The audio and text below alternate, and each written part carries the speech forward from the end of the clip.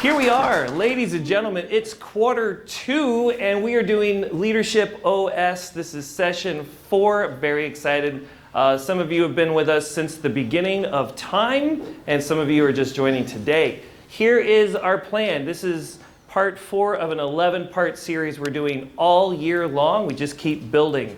Part 1 in Q1 was all about engage. We're using my E4 framework, or Leadership O.S. is based on that.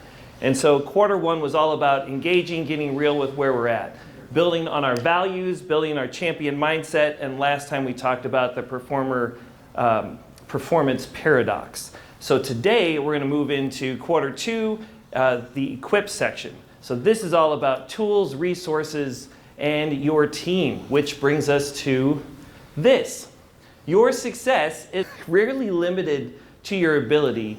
It's usually, most often, limited by your environment. Since today is not a keynote, since today is a facilitated discussion, I would love to open that up for debate. How do you feel about that? I think you're right. Thank you. And we're going to move on now. Can you tell us more? Yes, I can. We happen to have been in Southeast Asia recently, and we were in a fishing village. Very, very, very poor people. And my wife made the observation there are young people there who are just as smart as a lot of us and people we know, but they don't have those opportunities, and they never will. And you think of what might have been had they been brought up the way most of us were.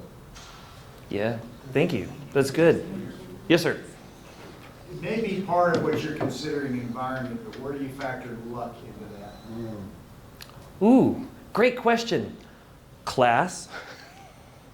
I have my thoughts. Well, that's why you're here. Luck is a real thing. You cannot deny it. You can only control it to a limited amount with your ability and dictating, controlling your environment. But luck still can be non-gender. It can be a son of a bitch. And it can also be a nurturing mother. So you've got to be aware and be prepared for both. It's the old story, I'm using military term, forearmed is forewarned. Or forewarned is forearmed, excuse me, I get that backwards all the time. So you just have to prepare for the worst. And I think that luck is a real thing. And it happened to me in 2008. I mean, I wasn't the guy to see that coming, but it devastated myself and a lot of other people. So it's a real thing. How are you defining luck one more time? Things out of your control. It could be good or bad, though. Absolutely. Like I say, it can be a son of a bitch or a nurturing mother. Sometimes you talk about it as karma. I believe in the term karma. I think it can be a big circle sometimes, but I think it cannot be discounted. Some people can attribute it to faith. It's a personal thing, but it's a real thing that I have personally experienced, that you just can't control your environment. Interesting. Yes, sir. Jump in on that, though. No? Luck is also determined by the odds you play. Yeah. It's some of the choices you make that will determine those odds that may gear you toward having better luck versus not as good luck. Are you suggesting you can position yourself for better luck in the future Yes. by choices you make today? Yes. Outstanding. Would you concur, Kurt? To a degree. I think I covered that, but yes, absolutely, I think it's true. You can prepare. It's like I said before, forewarned is forearmed. So Yeah. you can do a lot of things to prepare for best and worst case scenarios. But there are things you will not see coming. I would agree. Oh, young lady, and then we'll come to you, sir. Okay, so all I can compare this to is we have one child who we say is so lucky and has been since birth. But I attribute it to he tries more, he does more, he fails more. He does all the things more, so I do think there's a numbers game in luck, and he is the luckiest person we've ever met. But he definitely plays more and plays harder than a lot of people that I know. Agree. And he's out there for the luck or for the downside of that too. I'm not suggesting it's a passive life. You have to go out and engage and make the best of what opportunities you have. So people like that are the people that I admire the most. Yeah. Yeah. don't give it a thought, just put their heads down and break walls. Yep, yeah. Sir? I don't like the word limited. I think I'd rather see the word created. It's created by your environment. Rather make it a positive than a negative. I like you. Thanks for spending your time today here. Yeah. You know what I'm talking about, don't you? Yeah, you don't like my slide. I get it. It's fine. And your environment has so much to do with your opportunity. Mm-hmm. So when opportunity comes your way, if you're prepared to take advantage of it, you can. Mm-hmm. But you gotta be looking for it and don't let anything hold you back. And I think the word limited to me sounds like it holds you back. Any other thoughts on that? That's good. Jeff, No? I don't know who said this quote, but the harder I work, the luckier I get. Yeah. Kinda Yes. Kind of like that. I think sort of luck. You got to say more because I came all the way over here for Well, you. I think there's always this fine line between sort of luck and fate and providence, right? And, this organization that we're involved with here that was born by Tom Hill and Sam, thank you for keeping the torch going. But this is a part of our environment as well, right? And you can say, well, it was just lucky that I met Mike. Oh, it was just lucky that I met Rick.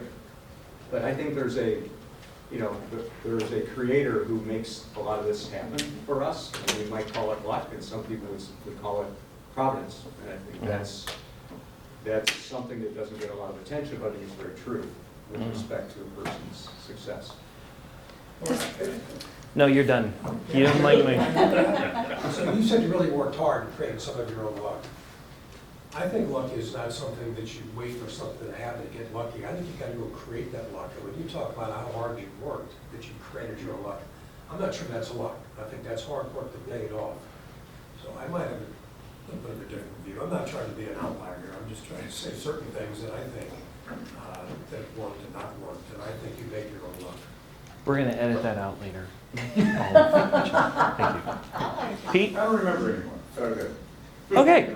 All right. Sandy. Really quick, on the chat in here, Yeah. people are saying that when you hold the mic, it is much better. So it'll be weird this time, but then we'll fix that for next time. No, this feels very normal. Just walking around. Great. I'm glad that you all can hear this. Hold the All right. mic a little further away from you, though. Further away. Right there. This better? Hello? Thanks, Scott. I can see your face. All right. I really appreciate that discussion.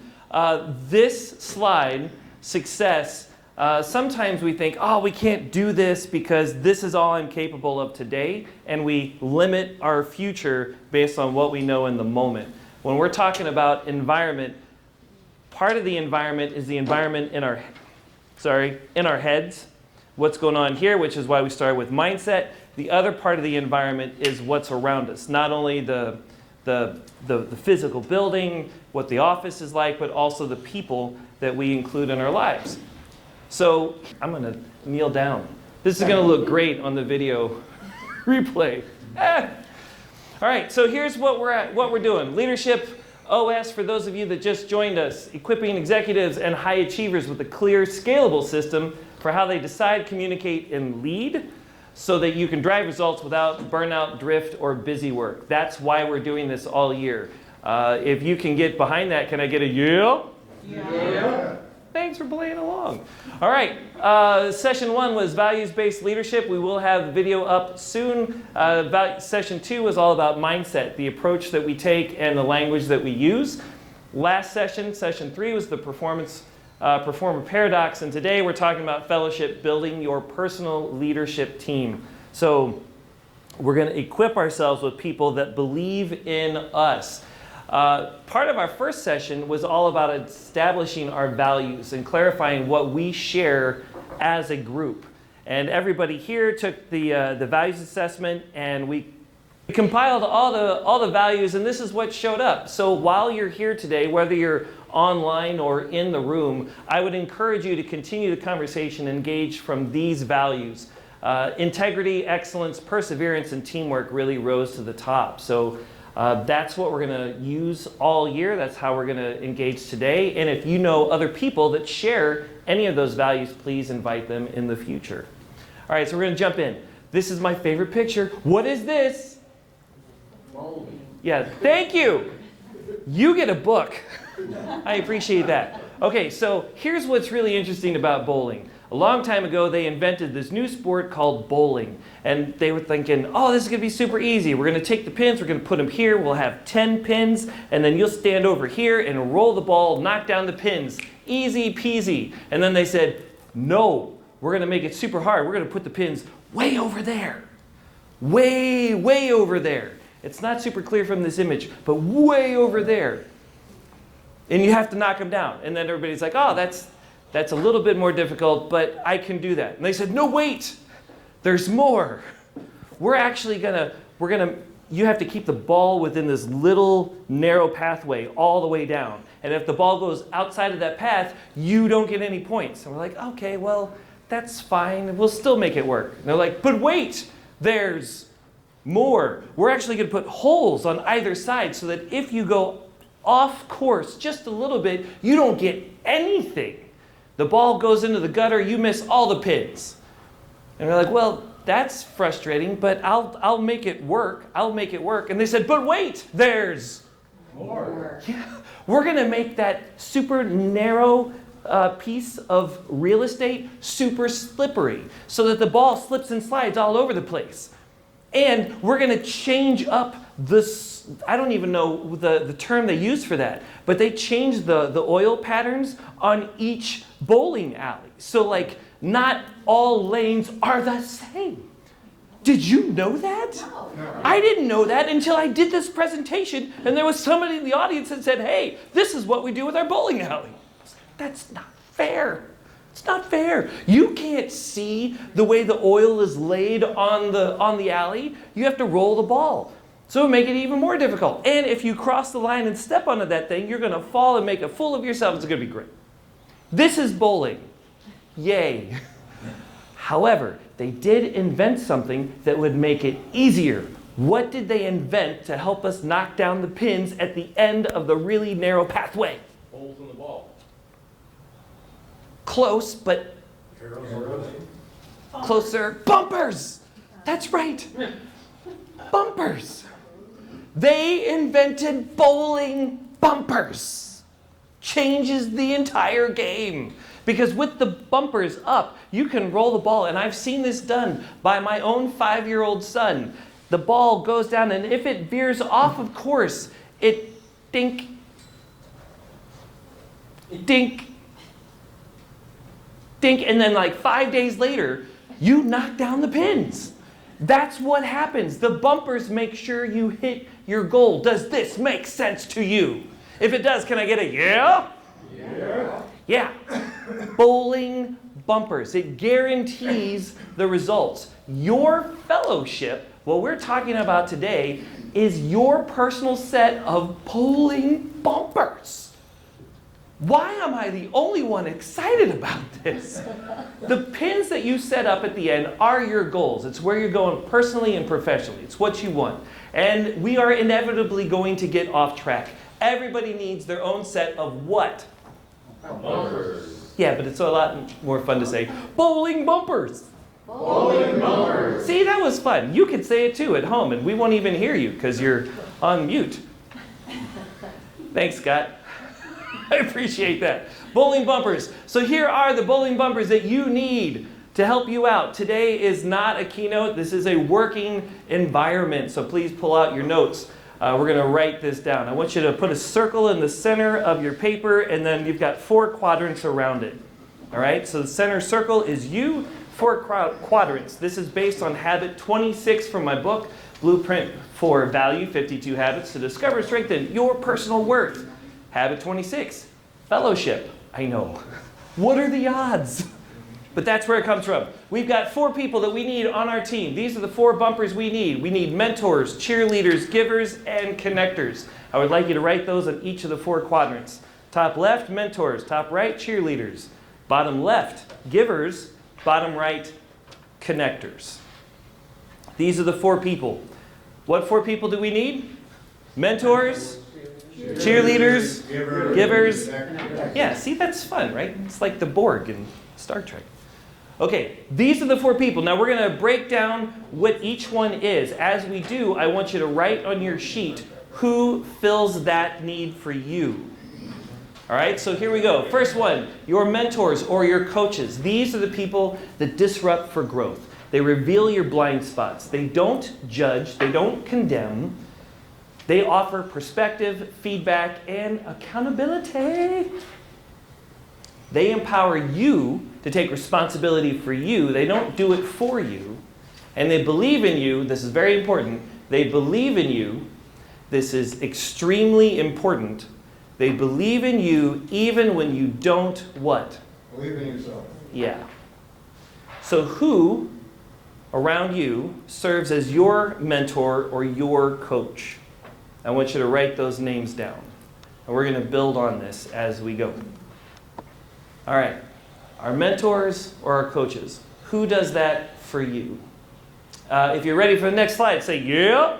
Yeah. All right, that was most people. All right, so here we go. Next one, cheerleaders, moving across. These are the people that acknowledge the progress that you're making. This is very important. Here, I'll move over. They acknowledge your progress. They affirm and celebrate with you. They are inspiring you. They push you forward. They're both aware of where you're at and they're optimistic about what is possible. Very important. This is not Pollyanna. This is not ignoring the present. This is being aware of what you're currently going through and what you are currently capable of while also holding what is possible tomorrow. They hold the vision for you when you can't. This is crucial. And like the mentors, they believe in you. And this is very important. Your cheerleaders believe in you. This is extremely important. Your cheerleaders believe in you even when what? Yeah. When you don't believe in yourself. Yes? Can someone be in more than one quadrant? Yes.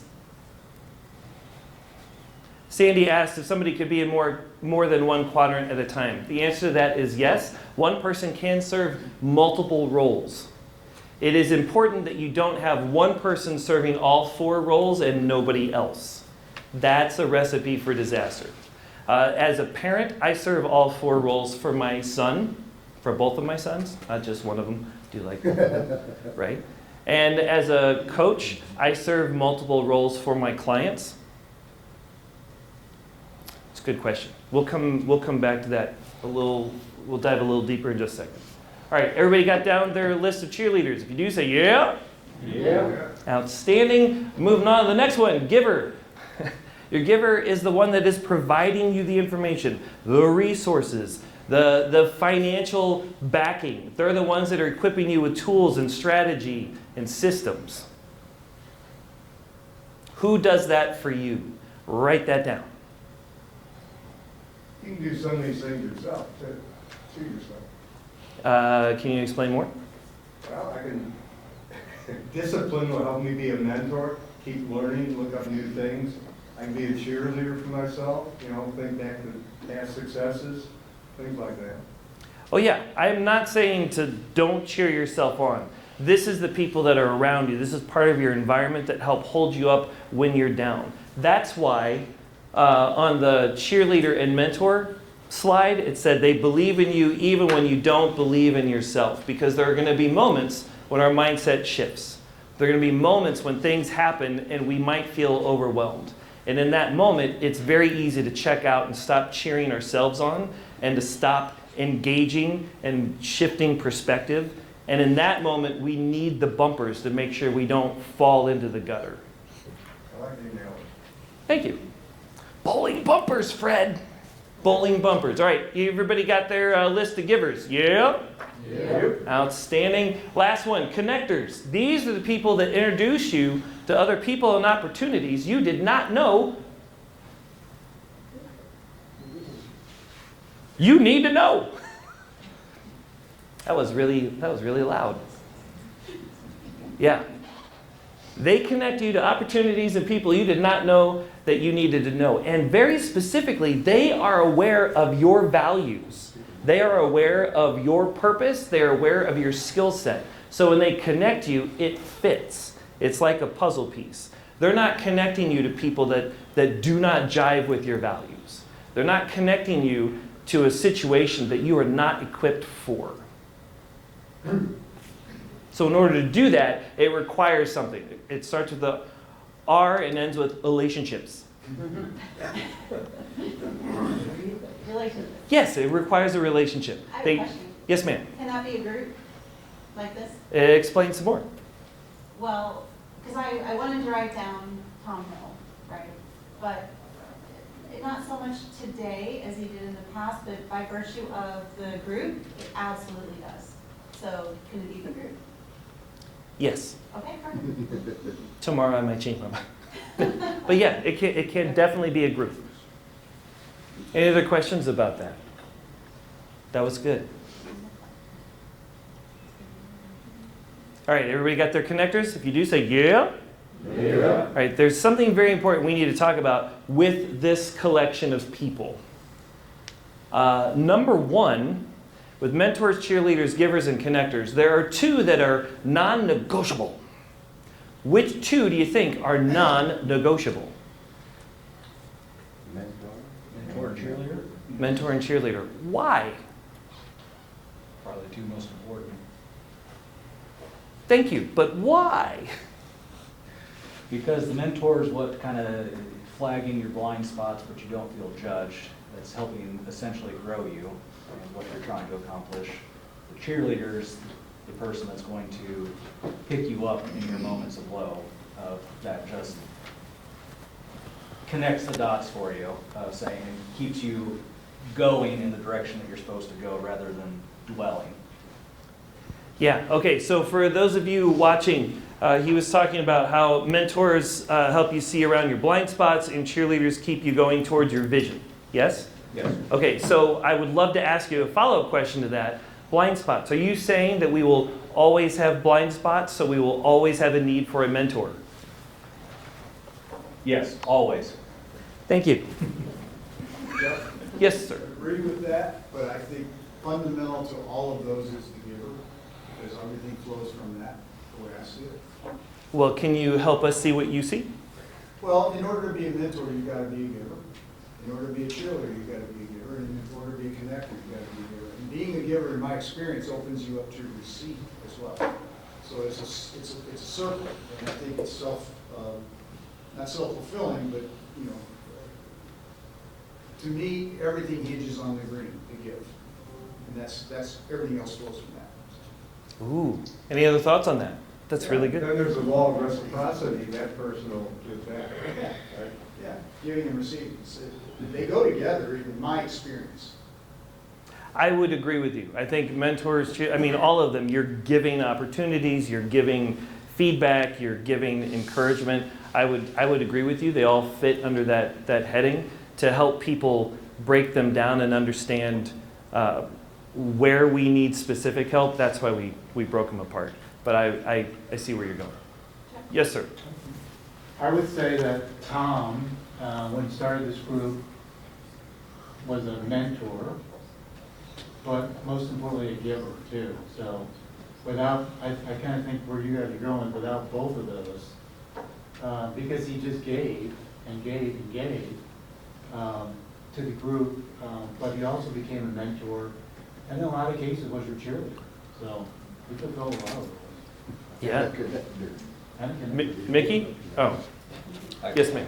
I would say connectors, because without having these relationships through the connections that you're making in this room, you very well could identify a new mentor, a new cheerleader, or a new giver just from those connections that you're making. What? That's great. Sandy. We've got Tim in the chat saying, you need a mentor to drive you and a cheerleader to pick you up and keep you moving forward. So. Yeah. Interesting. Interesting. I love this conversation. No, you're done. Yes, sir.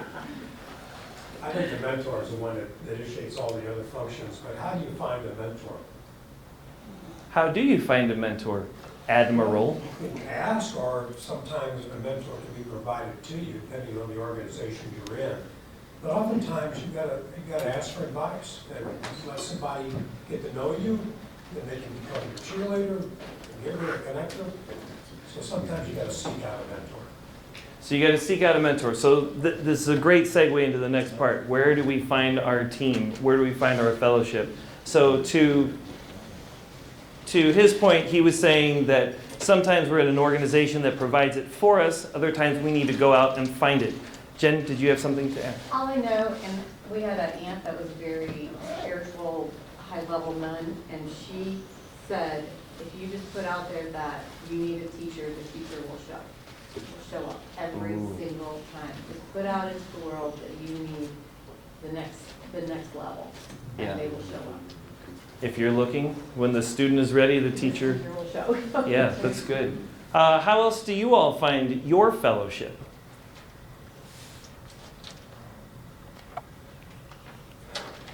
That was unexpected. Sir. I think, first off, you have to be open to wanting a mentor. So your mind has to be like a parachute, it has to be open. If you're closed-minded and you want to grow, you're not going to grow. So when you're open, then the possibilities of crossing paths with a Tom Hill, searching for a mentor or whatever becomes much more viable. Yeah. So open, looking, intentionally looking. That's good. You know, a good way to find what you're looking for is change your environment if you want to have something different. So then you might be able, if you don't have mentors that you're looking up to, go someplace else and maybe you'll find somebody that you're looking up to that can become a mentor. Like a monthly mastermind? Maybe that. That's great. I appreciate that, Pete. More? You have more? One additional comment. So I sat on some corporate boards, and when we would hire a CEO, one question we always ask is, are they coachable? So one of the jobs I think of a board member is to try and mentor a new CEO in a new environment, unless they came from within. It's a new job even if they came from within. So are they coachable? If they're not coachable, they may not be the right fit. Yeah, that's good. That also happens in acting. You got to be coachable in acting, otherwise you have a really bad show. And scene. Thank you very much. Let's keep this going because this is really important. So the way that we find our teams, the way that we build our teams, we're open. I would add specific and intentional with what we're looking for. It might come from the organizations that we're in. It could come from the rooms that we're in, monthly mastermind. How else do you find your team? This is a smart, intelligent group, and I'm sure that nobody got here alone. How did you build your teams? When you make a mistake and you need help, that could come up. Okay, so one way to build your team is to make a mistake and then what? Look around for people who can help you solve a problem. So you ask for help? I also think that some of this is sort of counterintuitive to the average entrepreneur, because I think a lot of us, me included, when I started my company a million years ago, I thought I knew everything, and I didn't. Yeah. And you learn that the easy way or the hard way, and when you learn it the hard way, you can start to look for people like this who can help you. That's good. Thank you. Sandy. I've got two. One, hire them. Pay them to be there. And two, show up for other people and they show up for you. Ooh, okay. So hiring and so how do you find them when you're going to hire somebody like this? I look for people who have achieved a level of whatever it is that I'm trying to achieve, and then reach out, look for opportunities, make a connection. That sounds a lot like what Jen was saying, with being very specific about what you want, and then what you were saying about being open. And so you know where you want to go, and then you find people that have already been there, and then you reach out to them and ask for help. Yes. Yes. Yes, ma'am. So just as an example, I remember the day Mike came home and said, Tom Hill says, if I want to have so many millions of dollars, if I want to have a business that's that big, I need to hang around with those people.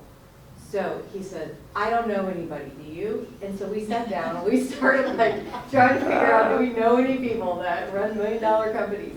And honestly, we did. We had 2 or 3 people. And so then Tom said, Mike up with 2 or 3 other people.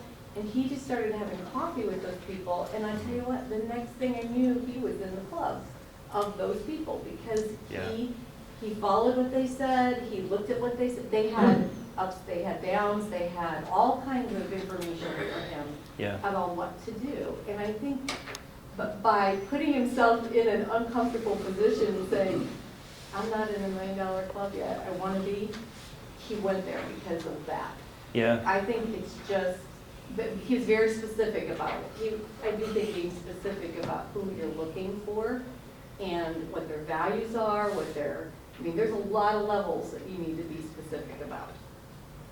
So values, anything else you want to share about that? Just values, their leadership, their marriage, I mean, we looked at like all levels of what people could offer, and just to find solid, I mean, we've looked at different mentors in our life, like, okay, well, so we need a mentor around marriage, or we need a mentor around finances, or we need a Right. mentor around all areas of our life, and do we need to take this coaching or whatever. We've looked at Yeah. different mentors for different things, and different people play those roles for us. And we find also that mentors need to be every 10 years, like you need to get somebody that's 70, 60, 50, 40, 20, because, I mean, 20-year-olds have been mentors to me in the last few years. So, Yeah. but we really believe in doing, age groups too, because there's a lot to be offered by a 10-year gap Absolutely. in life. Thank you. Thank you. Jeff, Yes, Fred. so Sandy's world, AI. I mean, Sandy's suggestion, I set up the speaking coach in my ChatGPT, and that has helped me immensely. It has to do with the prompts, but the more you give it, the more prompts, the more specific, it's worked really well. So the world has changed. It doesn't have to be real people. Are you saying that you can create your own team? We did that, didn't we? Yeah. Yes. Yes. No sweat. That was good. That's right. I like that. Jeff, another form of mentoring, not from an individual, but reading books. The best book I ever read was Think and Grow Rich by Napoleon Hill. That's good. It's a great book, motivating book. A lot of other motivated people. You can read about CEOs and their life story, and that can become a mentoring aspect in your life. So I think reading some good books is a big help. Books. Okay, so everybody's got a notepad or something out. I hope you were writing this down. If you were not, we're going to go through it one more time real fast as bullet points to make sure everybody knows how to build a team.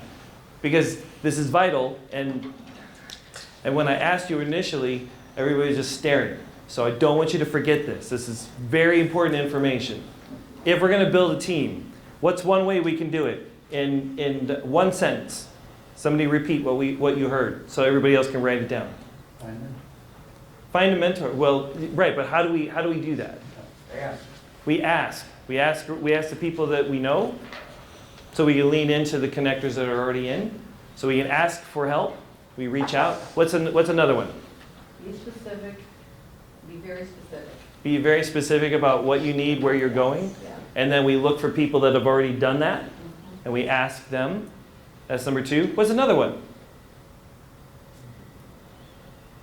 I'd add one thing in there extra is don't be afraid to fail or ask and be denied. Like fear of failure is sometimes more of a limiter than going out and asking and being vulnerable with somebody, because they're going to see through your flaws. And if you're comfortable with your own self and going, yeah, I know I have these things, but that's why I'm coming to you. Right. That can be very powerful how you build your team to being exposed. That's great. When we ask, we don't be afraid of rejection or failure. We're putting it out there. To Pete's point earlier, we change up the rooms that we're in. That's another way. Join an organization. Join an organization. Monthly mastermind. Or the inner circle, brought to you by Core Authenticity and some bald guy. What's another one? Be a giver. Be a giver. Yeah, that's good. Okay, this is really important because everybody needs a personal leadership board. Everybody needs their own fellowship. This is not necessarily just for your business. To Jen's point, this is for you. This could impact your marriage. This could impact your relationships. It's not just work. And if we're not intentional about this, it happens accidentally. Then when things change, and they do, we might be caught off guard. That's another point that you should know about your fellowship. People are not on your team permanently. And that is okay. It's okay that somebody is not on your team forever. Is it okay? The answer is Yes. yes. What is not okay is to come up empty in these quadrants. We need them full. So we need multiple people in each quadrant. So it's not just, hey, I got my one cheerleader. No. Who else can help? Who else can help? And we have like 5 or 10, and we write them down. Why do we write them down? Because when you are feeling bad, and there will be moments when you feel bad, you know exactly who you're going to call. Because when we're feeling bad, we forget all of these people. And then we just choose to wallow in our stuff. But if you know who you can call for that immediate mindset shift, you don't spend time in the gutter for very long. Okay? So we build them out intentionally, get really specific with who we need and where we're going. And then we understand that sometimes they might be on our team for like 10 years, and we love that person. They're like our favorite teammate. And then they go to LA, and then we hate them, and we think they're the worst player ever. How could they possibly betray us? And then they come back for one final glorious season, and we're like, we've always loved you forever. We're going to retire your number. Number 5. Pujols. And then they're good. Sometimes that happens. Sometimes they do spend their entire career with us, and they never leave. Number 4. Yachty. And we love that person. Sometimes they're on for one at bat, and then they leave, and then they come back, and then they're gone, and then they come back, and they're gone. All of that is what? It is okay. It is okay. It's not longevity. It's just the fact that you have each one of these filled. Something else you want to think about is these people, it's okay if they're connected, if they have close proximity to your results. That's okay. However, I would recommend that you build a team of people that are unaffiliated with your results. Do you have a thought on that? No, that's just interesting. I had not thought about that. My wife is a cheerleader for me. She's a mentor for me. She is a connector for me. She is also a giver, which is great. And I do the same thing for her. And when she asks me how I think her pants look, You are a cheerleader. and I tell her, do you think she will accept my answer?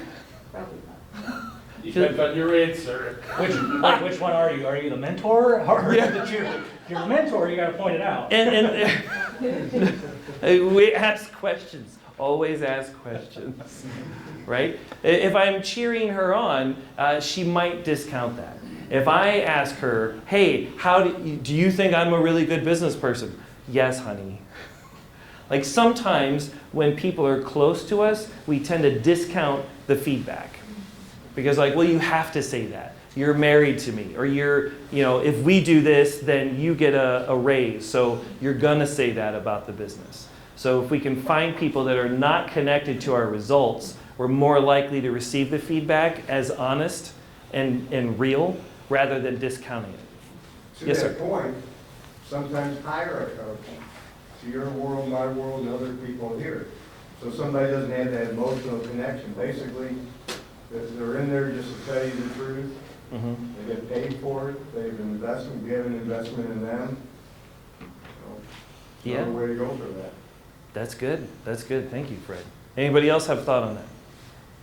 Or experience with that? Then I will wrap this up and say in 2020, when the pandemic showed up, I became keenly aware that my team had been built accidentally. And on happenstance, by mistake. And at the time when the pandemic happened, my team was shifting. And so I found myself without a mentor, I found myself without cheerleaders, without givers, and without connectors. And when the pandemic erased my business overnight, which I thought was diverse, but it was not, because all large groups of people, my mindset shifted. And so my mindset was down. I forgot about my values. I didn't have my bowling bumpers. And so I spent a lot of time in the gutter, unnecessarily, until a friend of mine who was in his late 20s came along and said, Jeff, check this out. He shifted my perspective on who I was and what I was capable of and what I was doing. And with that shift, I was able to rewrite my mindset, anchor back into my values, and then build my team intentionally. To your point, mentors can come from anywhere. Cheerleaders can come from anywhere. It's not just old, it's not just young, it's not just people that look like us, it's not just people that have same life experience. It can come from anywhere. So we get really intentional about our team so that what happened to me in 2020 does not happen to you. And you don't have to spend time in the gutters. All right, so those are 4 people. So here's some reflection. As you look at your list, I want you to think about these questions. Because this is not just about information dump. I want you to be able to apply this immediately. Where are you strongest with your fellowship? Where are you weakest? Where is there a hole? Oftentimes when I'm coaching a client, we will talk about who has known them before and who knows them now and who can give them feedback on the progress that they've seen to help them see blind spots that they were not aware of. Who sees you most clearly today? That goes back to who is and who isn't affected by your results, because that might impact how they talk to you. Your pants look great. Your butt looks fantastic. And then who can help grow your fellowship? Sandy. Tom Hill.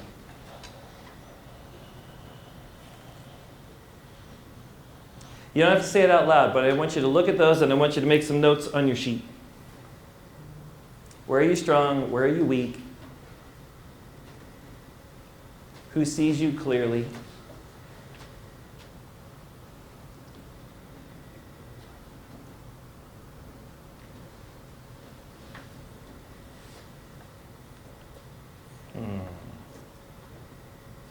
I'm guessing by most people not writing, you've already completed the exercise.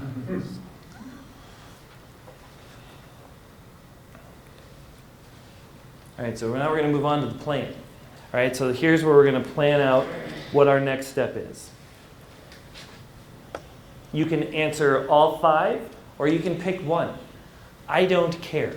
What I want you to do is commit to taking action. So whichever one you pick, I want you to take a step in that direction by the end of the week. Is there a position that you need? I need more mentors because somebody is about to cycle off. So I need to make sure that I've always got somebody to help me see what I can't. Question. Yes, sir. Is there a 5th component out of the 4 of value, the validation, in that you have the 4 quadrants that merge all this together, but then you need that outside. That could be anybody. If you sell a product, but you have this vision, you need the person that knows nothing about your product, nothing about your inner circle, but it reinforces your circle once it's validated from somebody that doesn't know it. And they go, oh, I see value in that. I want to be part of your circle, whether it's consulting, coaching, product, like that kind of completes the loop in a way. Can you help me understand that a little further? So like you need the 4 quadrants to get you going to where and help you stay on task of the cheerleader, the mentor, the coach, the giver, the connector. But then you need the validator, which is somebody totally irrelevant that you don't even know. They're not really part of your team, but it helps complete the full circle, if you will, of whatever you're doing.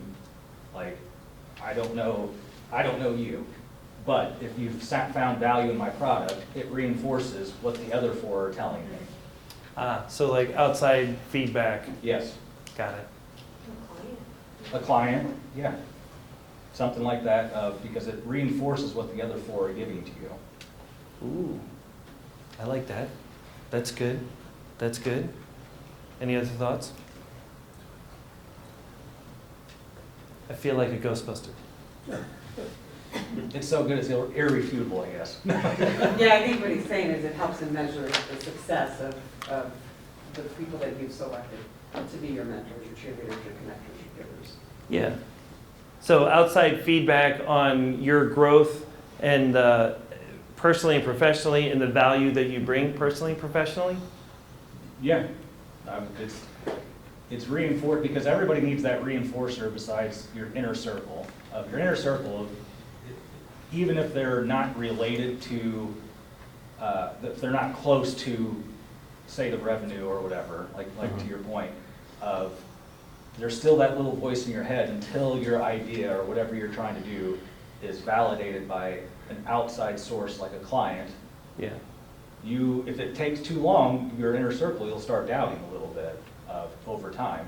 But you just need that one validation case to then reaffirm, oh, my mentor's right. I am on the right path. Because it's somebody, I'm not saying they're irrelevant, but there's somebody totally outside your circle that then goes, oh, and now your mentor starts looking at the other blind spots that you might not. Your cheerleaders is reactivated, going, yay, great job, you did it. See, I told you could. Then the connector goes, oh, maybe I can help you out with more of that. I see what you've landed your first client. And then you've got the giver that goes, oh, I see some more tools or systems that you're going to need. That's good. I would, where I'm coming from with the 4 fellowship members, your mentor, your cheerleader, your giver, and connector. These are people that believe in you. They know you. They understand where you're going. They understand your value system. They understand the goals, and they're there to help and support you. Some of them you pay, and some of them are volunteering their time. That does not discount the need for outside feedback and perspective. I think there's a lot of value to that, and I think we would all agree with that. Yeah? Yes. You can say no, but all right. So the outside feedback is great. And then we take that feedback back to our core fellowship and say, help me process this feedback and align it with our values, with our purpose, with the goals, and everything else. So I think it's a yes and. But if we're talking about our core personal team that believe in us and help support us, we need these 4 people. All right. Everybody good here with the plan? Yeah? Yeah.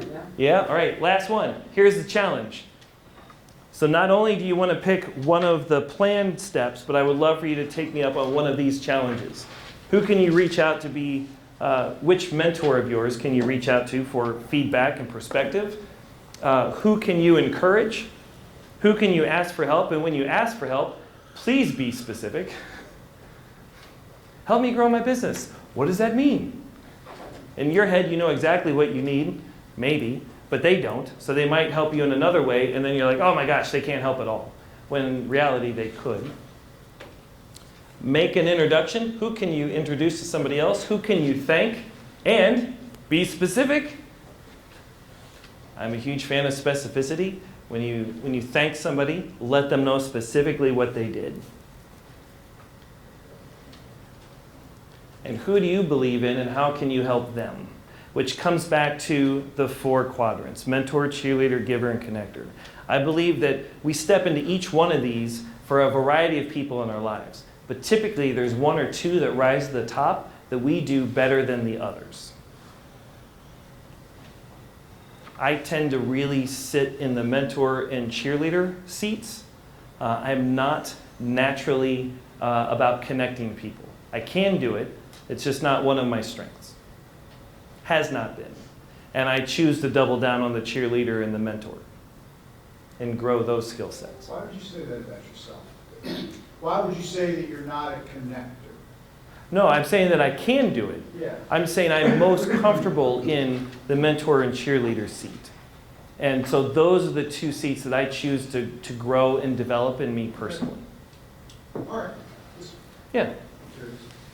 I mean, I do make connections. A little bit. I see a different version of you slightly. I think but I see you as better at that than you think. I think you see yourself. So I think your connections are valued by the people you make them to and for. Because the benefit of the doubt is given to you and your credibility when you connect someone with someone. Yeah. On both sides. So when we're talking about this, it's not that we're bad at one of them necessarily. It's not that I'm saying, it's like, okay, in 7th grade, I went out for band, very excited for band, and I wanted to play drums, like percussion, awesome, that's where I wanted to be. And they said, you have to take this test, and we're gonna score you on a scale of 1 to 5 on all the instruments. And so I took the test, and they gave me the results, and I got a 5 on percussion. Yes, very excited about that. I'm gonna play drums. But then the band director says, no, no, no, Jeff, you got a 5+ on the French horn. You're gonna play that. I was like, what? And they're like, you got a 5+. It'll come natural. It'll come almost effortless. And it's not a super easy instrument to play, so you're gonna play the French horn. We don't even have a French horn player. You're it. And I'm like, but I got a 5 in percussion, and that's what I want to play. He said, no. So I might have a 5 from your perspective in connecting, but I feel like, and I have experienced a 5+ as a mentor or cheerleader. I'm not questioning your self-awareness, Jeff. No, no, no. Perception of you may be different.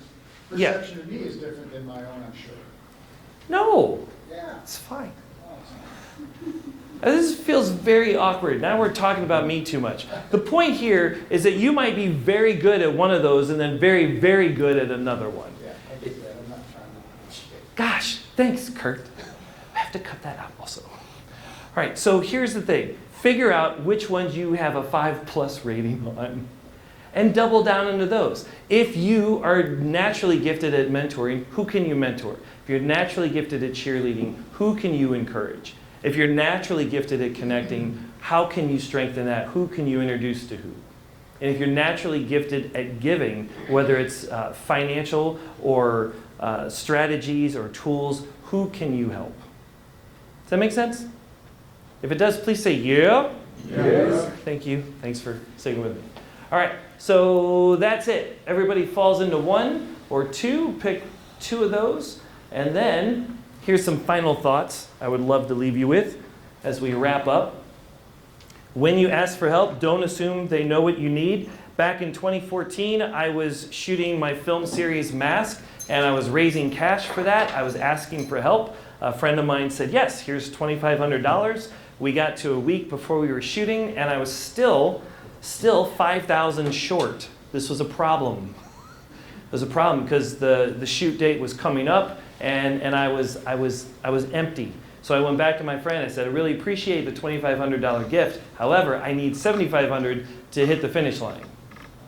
And then a day before we started shooting, the check arrived and it was $7,500. He knew. I'm not saying that that works all the time, but what I am saying is that I got very specific with what I needed and I asked for it. Solo success takes time. You end up in the gutters a lot. If you want to speed up the process, we do that as a team. And everyone is not for everyone. Not everybody jives with my style of coaching. That is okay. If I've got a mentor, my mentor might not work for you. My mentor might not work for you. If you ask somebody, hey, TJ, who mentors you? He might give you a list of people, and some of them might be a good fit for you, and some of them might not. And that is Okay. It's okay. It's okay.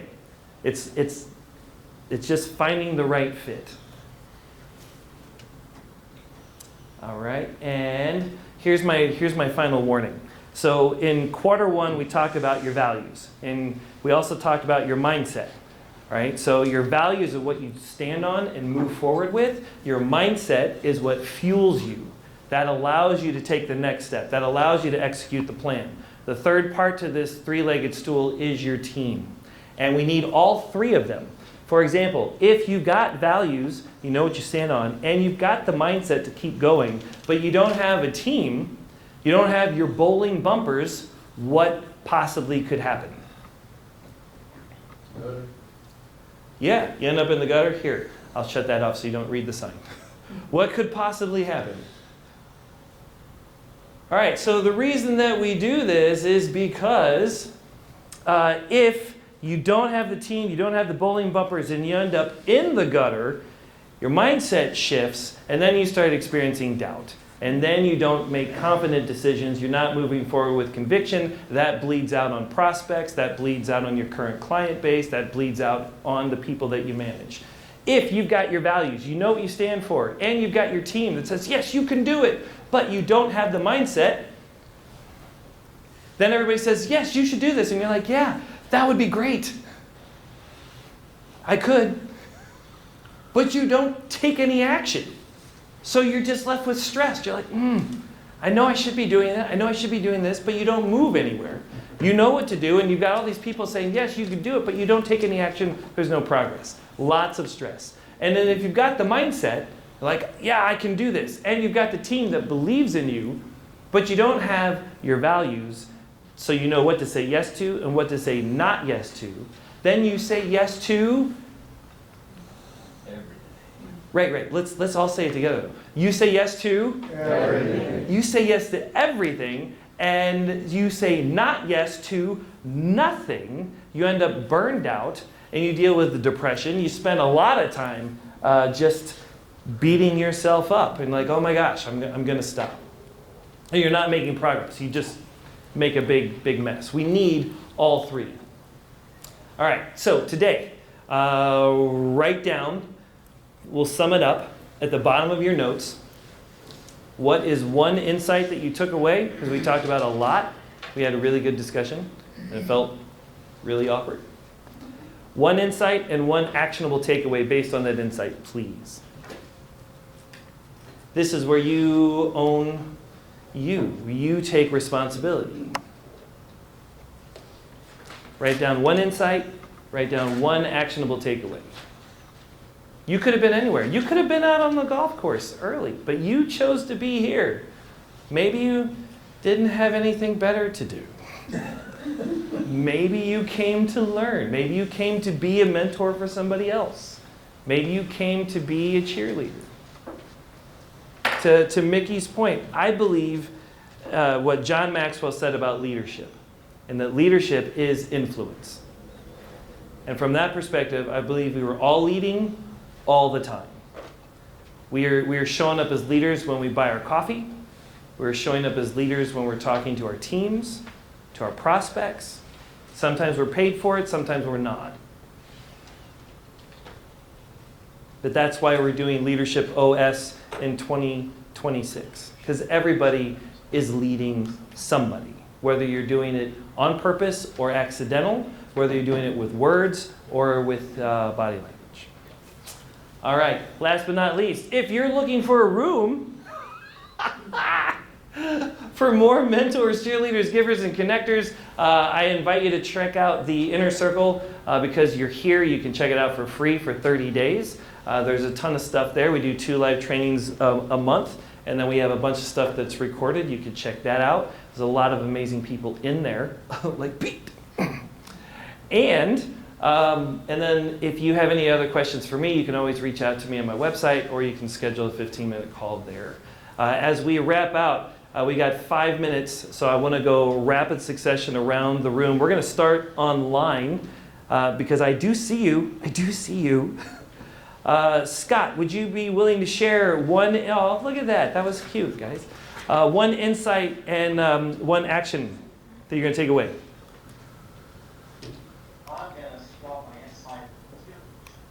Ooh, fair enough. You can change the rules. That's fine. During the talk, I went and rechecked on the team that I already built based on prior actions. So I asked it to go back and sort of recheck and tune up the team and the rules. Yep. And the second action is to schedule regular time to engage each different time on a weekly basis. Nice. My team in touch. There you go. Thank you. I really appreciate that. And real quick, before we get to Tim, your team does not need to be labeled formally, stamp cheerleader. Like, they could be a mentor for you and not know it. You might have a connection with them personally, or you could look to them from a distance. So Jocko Wilnock is one of my mentors because I read his book. And he's provided me other perspective. Bob Proctor is a mentor, and he's no longer alive. There are other mentors. Sandy is a mentor for me for marketing. Jeff Arthur is a mentor as a personal coach. Shay Peffley is a mentor business. So like you can have connection and it can be formal and sometimes it is not. That's okay. Tim, what you got? My insight that I got just kind of reinforces it, but you need multiple people in your life to help you out. And then, so for me, for action, I just had an uncle of mine who just passed. I'll still get that mentorship, but I need an additional mentor to kind of fill that void. Thank you. Thank you for sharing.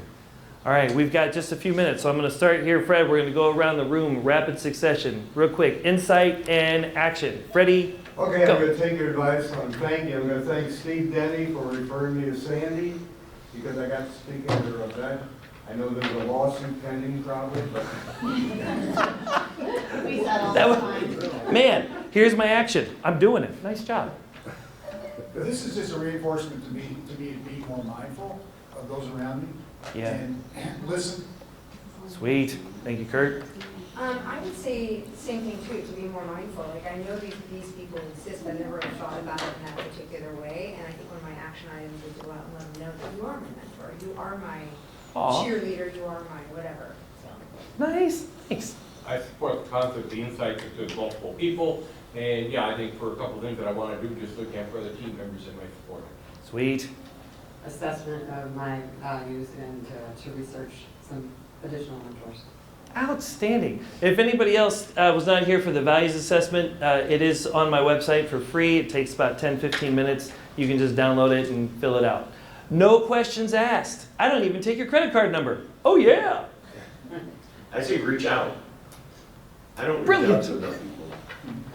Nice, nice. Intentionally reaching out, growing it on purpose. Pete? I have to adjust my personal board and identify who they are. Thank you. All the way in the back. Yeah, I think ask for help more often. I think bringing the awareness of these four individuals and reaching out to them and asking them for help more often, I think, is a key insight of leadership, all that. Yeah. Thank you. Admiral Chuck reminded me of Think and Grow Rich. And in the words of Earl Nightingale, there is nothing capricious in nature. The implanting of a desire indicates that its gratification is in the constitution of the creature that feels it. In other words, you wouldn't have the desire unless you were capable of its achievement. Drummer. Oh, that's good. Thanks.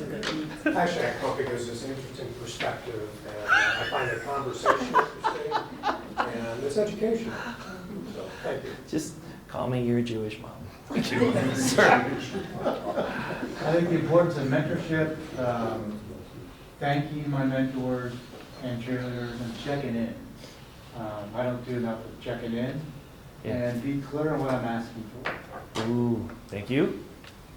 So I just wrote down some past mentors and realized that probably I have some gaps in my current fellowship group. So need to refill a little bit. Sweet.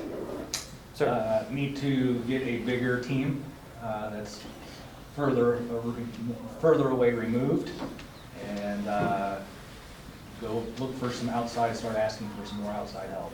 Nice. Thank you. My son is an entrepreneur. My son-in-law is an entrepreneur. And I think I can play a better role for being a mentor, coach, cheerleader, etc.